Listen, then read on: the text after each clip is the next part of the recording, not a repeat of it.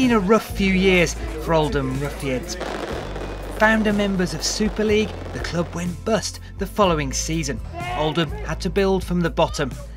Now they're back in the second division for the first time in a decade. Are you now a sort of a well-run, sustainable, reliable business? I wouldn't go as far as to say that. There's probably not many clubs that could answer that in the affirmative. Like most clubs, you know, we do incur losses that ultimately, you know, come out of my pocket. Unlike many of their opponents this season, the players and head coach Scott Naylor are part-time. It's a tough thing to work and play rugby. Mentally, you've got to prepare yourself as though you're a full-time rugby player, but really you're not, you're a part-time rugby player. Obviously we have less staff and we have less money to spend. But they're just excuses, and I don't like excuses. If you need an illustration of how tough it is to build a club at this level, then just think that in the last 20 years, this ground is one of more than half a dozen that Oldham have played at.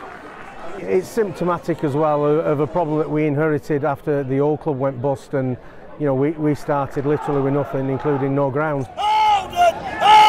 We haven't had our own ground for so long, that's been the problem. We've kept following them. We followed them when they were in Super League as well.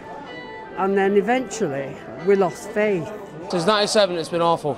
We've had good times, bad times, more bad times than good times, but we're still here. And they hope brighter days are ahead. Hopefully this is the start of, you know what I mean, a long road where we can get the club back to where we think it deserves to be, which is being in the top flight of rugby. You know, the town itself is a huge rugby town.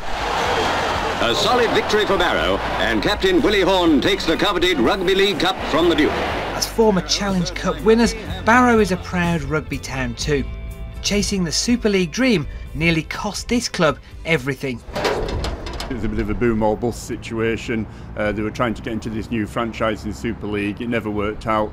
The new board came along and we've had to rebuild from the bottom up.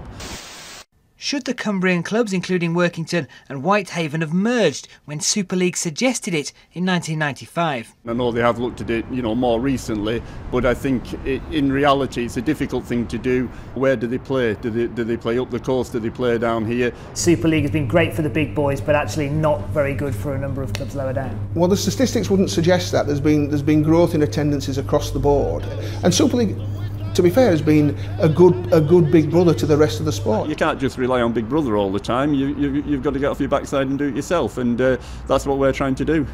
It is difficult balancing the books, but it's a challenge, and that's what life's all about. And there are certainly challenges ahead for clubs at this level of the sport. Stuart Pollitt, BBC North West Tonight.